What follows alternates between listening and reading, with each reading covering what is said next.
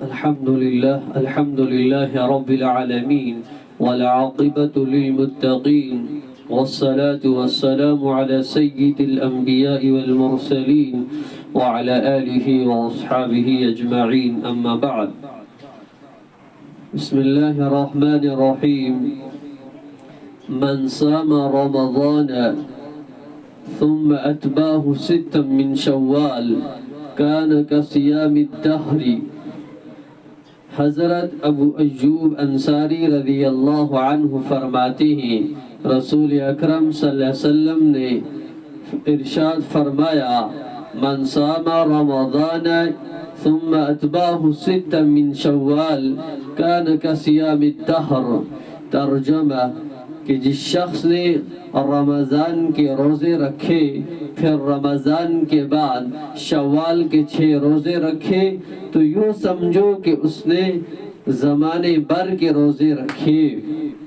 یہ صحیح مسلم میں حدیث موجود ہے. شوال کے بارے میں جو حضور صلی اللہ علیہ وسلم نے بشارت دی اور یہ فرمایا کہ جس نے رمضان کے بعد شوال کے 6 روزے رکھے تو یوں سمجھو کہ اس نے زمانے بھر کے روزے رکھے. کیونکہ حدیث کے اندر آتا ہے من جاء بالحسنۃ فلہ 10 امثالها کہ جس نے ایک نیکی کی اس کو اللہ تبارک و تعالی ایک نیکی کے بدلے 10 نیکیوں کا اجر عطا فرماتے ہیں.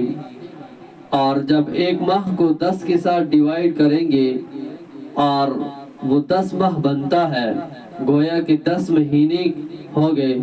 اور یہ جو شوال کے 6 روزے ہیں اور 6 کو 10 کے ساتھ ڈیوائیڈ کریں گے تو یہ 60 بنتے ہیں اور یہ 2 ماہ بنتے ہیں اور 10 اور 2 ہو گئے 12 ماہ اور سال جو ہوتا ہے یہ 12 ماہ کا ہوتا ہے.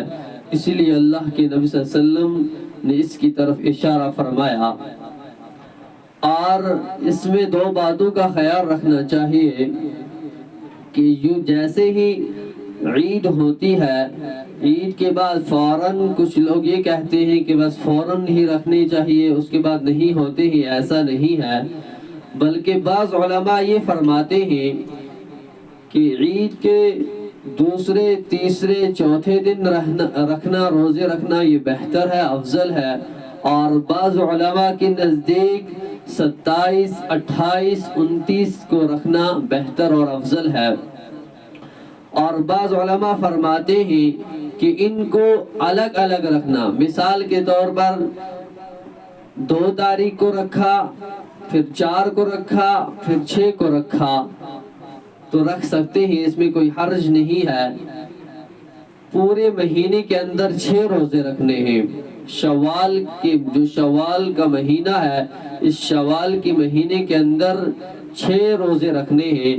اور دوسری بات یہ ذہن میں رکھنی چاہیے کہ اگر کسی کو بیماری کی وجہ سے روزے رہ گئے ہیں جو فرائض تھے اس کے اوپر فرض تھے تو سب سے پہلے اس کو فرض کی ادائیگی جو واجب ہے اس کے اوپر اس کو وہ روزے رکھنے چاہیے. مثال کے طور پر کسی انسان کو رمضان کے اندر 2 یا 3 یا 4 روزے رہ گئے ہیں تو اس کو سب سے پہلے ان 4 روزوں کی قضا کرنی ہے اور اس کے بعد پھر وہ نفلی 6 جو روزے ہیں پھر وہ یہ 6 روزے رکھے. کیونکہ یہ جو 6 روزوں کی ترغیب ہے یہ اللہ کے نبی صلی اللہ علیہ وسلم نے دی ہے اور اس کے اندر بہت زیادہ فائدہ ہے. اور حدیث کے اندر بھی کیا فرمایا کہ جس نے رمضان کے بعد 6 روزے شوال کے رکھے کہ یوں سمجھو گویا اس نے زمانے بھر کے روزے رکھے پورے سال کے کیا رکھے اس نے روزے رکھے. تو ہمیں اس چیز کے اوپر عمل کرنا چاہیے اور فرائض کے ساتھ ساتھ اللہ ہمیں نفلی عبادت کی توفیق عطا فرمائے. وآخر دعوانا ان الحمد للہ رب العالمین.